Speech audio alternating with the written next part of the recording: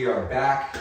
This is lesson 6 of our second semester. I am here with NGO Radio Terra down there in Brazil. I'm all the way over here in the eastern seaboard of the United States. And I'm in the one of my studios. I'm still building the walls, y'all. I got Bird up with me though. And it's such a live room. I'm really getting to develop a touch on the kit based on the acoustic resonance in this room. It's so chaotic that it's definitely helping to shape some of my ability to play within a difficult acoustic space. So that's something that we'll talk about later. But yeah, I am E-Cushionist, and this is lesson 6 of our second semester. It's hard to believe that we're already halfway through the second semester, but I really love this, and I hope that you are tuned in out there on the YouTube universe. Please give us any comments, concerns, questions, and email me at ECUSSIONIST, that's ecushionist@gmail.com if you have any questions. I wanted to go over a little bit of history today. I wanted to touch on some grooves and some ideas about sound. Hence the reason why I brought up the acoustic resonance in this room. I'm going to take a quick sip of matcha.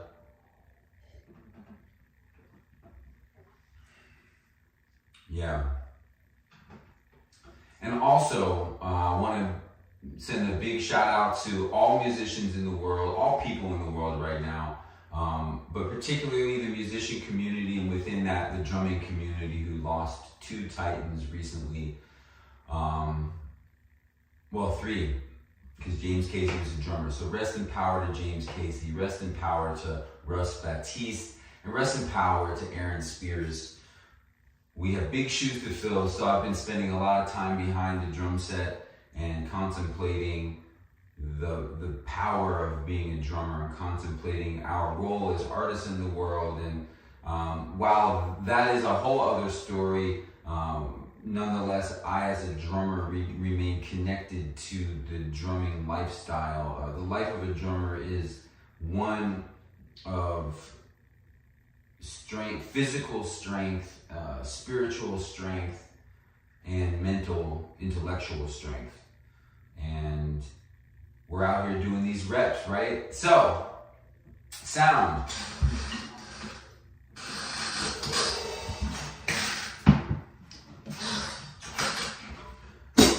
I had an experience with the great drummer Grady Tate at a jazz nightclub once.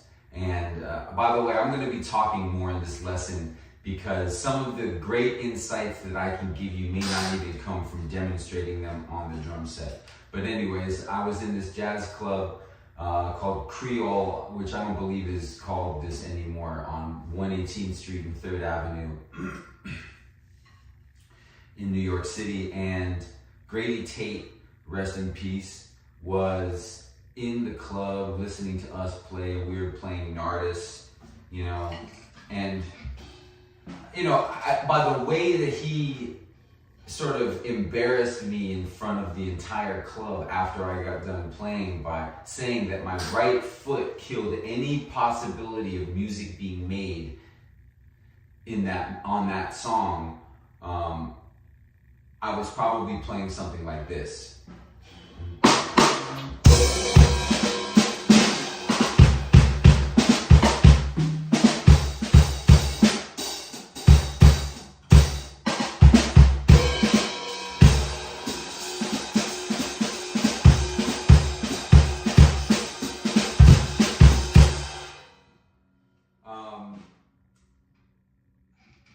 I recognize that that's an egregious amount of bass drum, and while I may be overemphasizing that right now for the sake of my point, who's to say that I wasn't playing like that, right? And there is a problem with that, because not so much of the ideas or really anything about the style or anything about my choices, so much as it is the intention to leave some sonic space for others.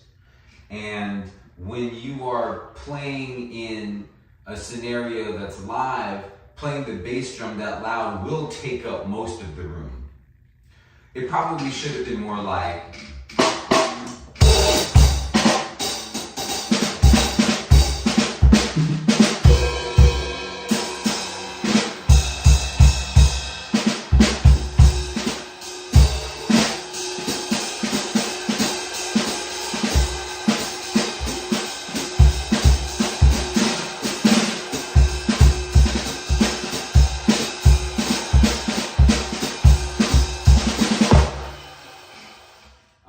and I'm sure that when I listen back to this recording, I'll critique myself, and I'll say, yeah, you know, you definitely, you could have maybe brought the level up more on that second variation. But you know, at the end of the day, that's how I grow, as I study myself. But I feel like if you're listening out there, give me some feedback on how that was for you. Did you notice the difference about how much more space there was in your listening device, whether or not that's your earphones or some cans, or if you're just watching this video on your cell phone? I think that you'll notice that it was just groovier to listen to me. It's all about the genre. If I were playing in a hip hop context but still playing the song Nardis, maybe this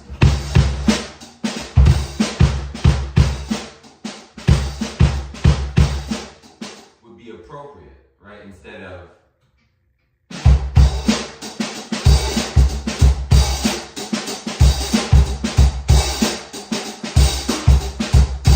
one's got more bass drum heavy, one's more hi-hat heavy. But I think that in order to achieve the right sound, we sort of have to mix ourselves as drummers, right? If you're like a beat maker, you know that your right hand is the hi-hat and the cymbals, your left hand is the snare drum, and your right foot is the kick. We're gonna balance those levels like we would meters or faders on a mixer, right? So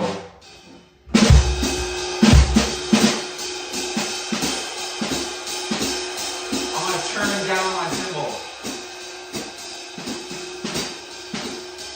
Add my bass drum.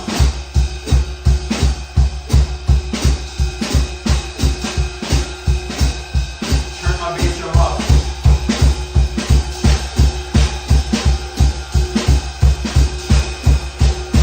Turn my snare up.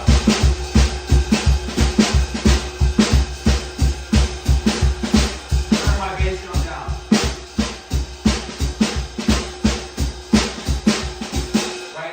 I'm thinking about playing drums in this exact example from like a producer standpoint. You know, there's something to be said for that awareness while you're making music. So be aware of your levels. Be aware of the difference in the way it sounds when you go.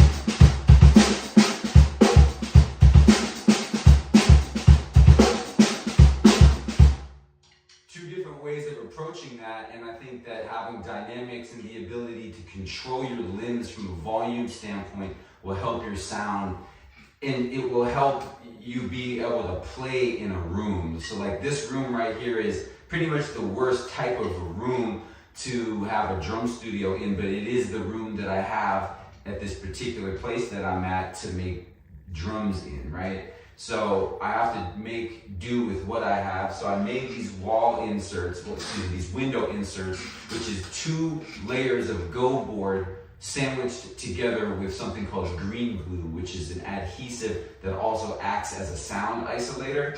And then I have a little frame on the other side of this partition that has 4 inches of rock wool covered with studio fabric, okay? And then I have that inside of each of these windows. And then I'm gonna obviously treat this room as I go. But until that happens, I have to navigate sounding good in here, and I have to not kill my ears, and I just have to touch the drums differently.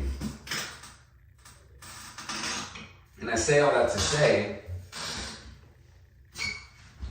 that knowing how to play dynamics is imperative, right?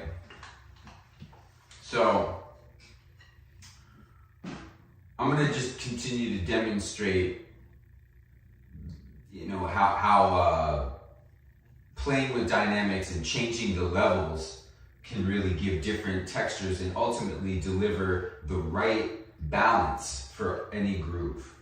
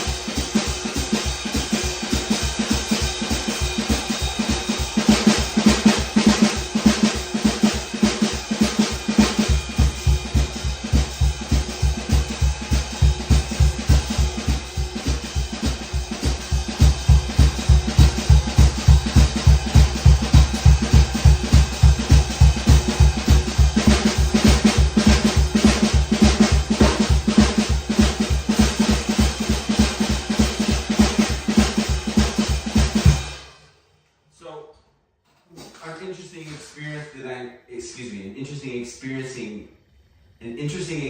that I'm having is not being able to talk, but is also that as I'm changing the levels of my volume, sometimes I'm changing the rhythm, which is not what you want to do. So this just shows me that there's sort of another dimension to independence, which is also the independence of managing different volumes, as well as the independence of managing rhythms. Let's try another example. Let's try one with the group called Poinciana by the great Vernil Fournier.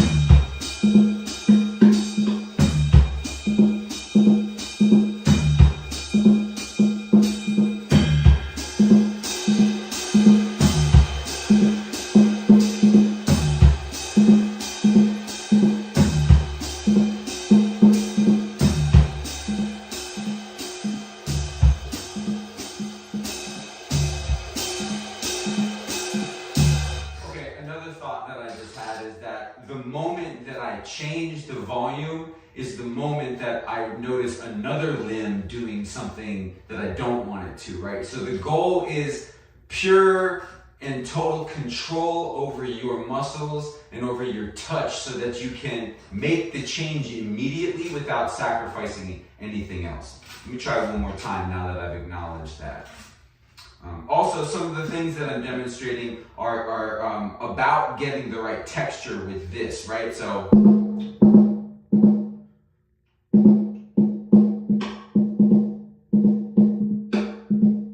like just a little bit of stick with the softness of the mallet in the center of the snare drum is the texture I'm going for. So.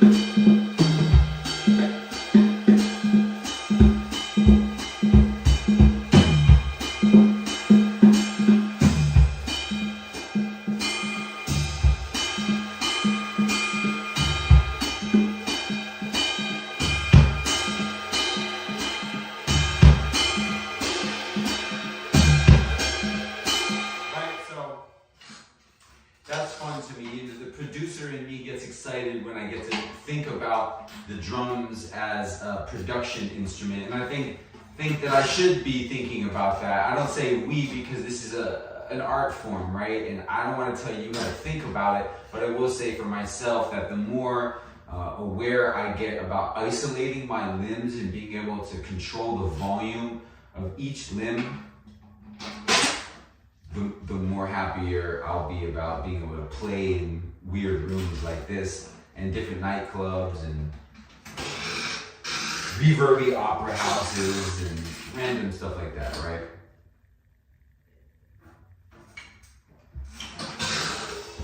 And, you know, want to talk about the brushes. Speaking of sound, right? Because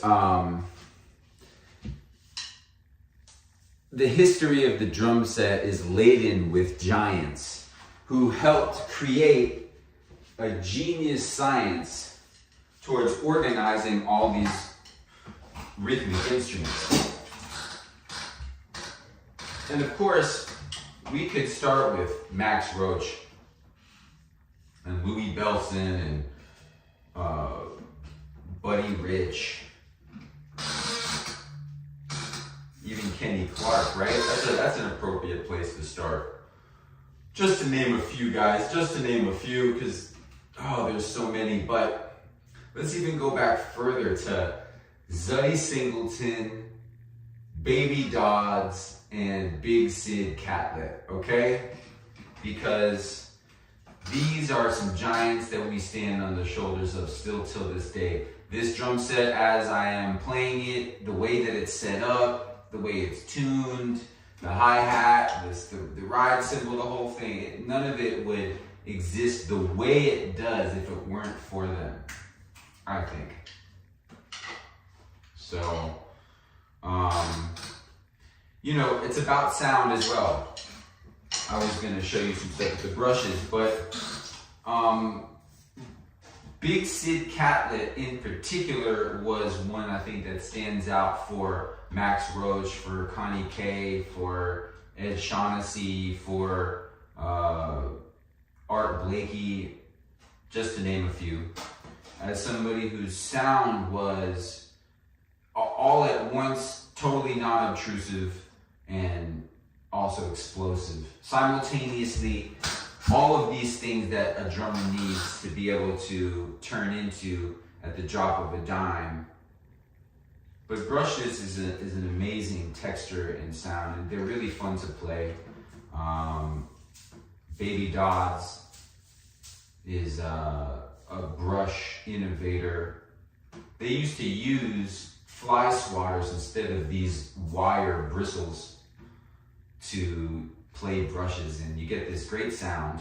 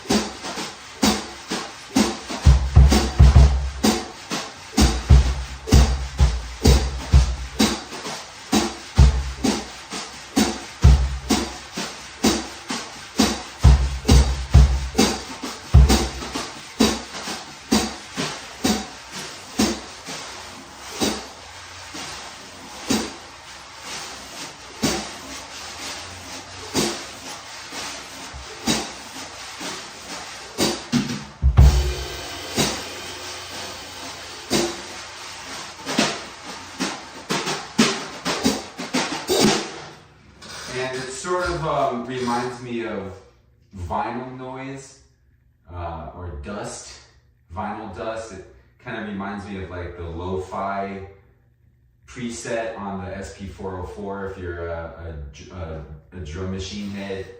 It reminds me of white noise in the womb when I was a little baby, even though I can't remember it, although that's what I'm told that we as babies hear is like the white noise of being inside our mother's stomach. And so it's sort of a spiritual sound as well. It is a tool to get more out of the way while still being able to be in the game rhythmically as a drummer, right? So you can play with fire though, you know.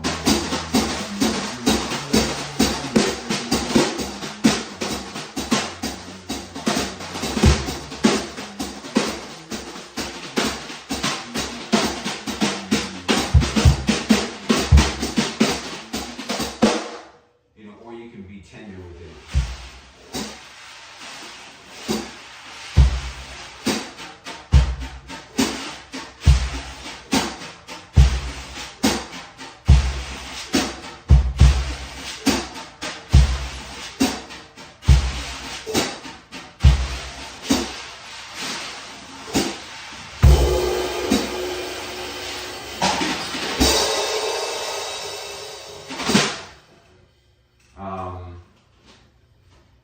The Poinciana groove, it's possible that the Poinciana groove wasn't played with the stick on the ride cymbal. So while we're with the brushes,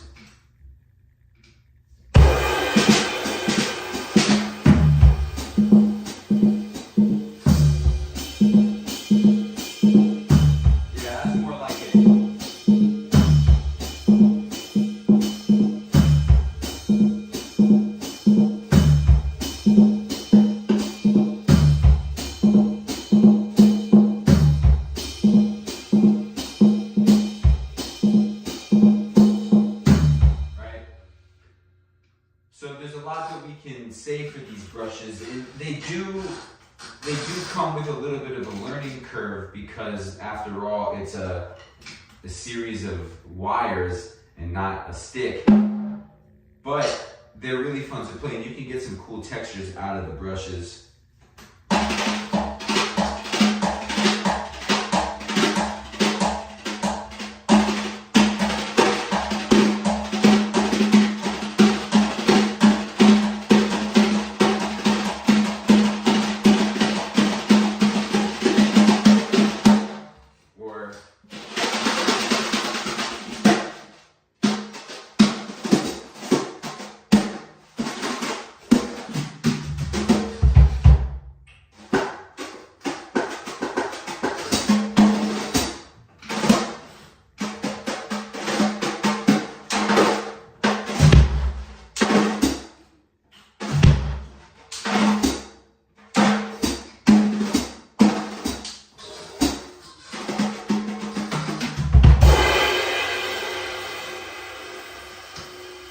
Brushes, super critical for your our arsenal of drum sounds, right? So, Big Sid Catlett, Baby Dodds, who was pretty much the first drummer with Louis Armstrong, the grandfather of the Black American classical music trumpet concept, all right? Yeah, I'm going to do a little bit of call and answer and end our lesson on this foundational concept called call and answer, which we've been talking about every week, which is really just about me playing 4 bars and you playing 4 bars, me playing 4 bars and you playing 4 bars, me playing 4 bars and you playing 4 bars, and just going back and forth like that and speaking to each other like music is a language, because it is. All right, so happy improvisations. Can't wait to hear some questions from you guys. Any feedback about how these lessons are going for you and for how we can support you, let us know. Appreciate you so much.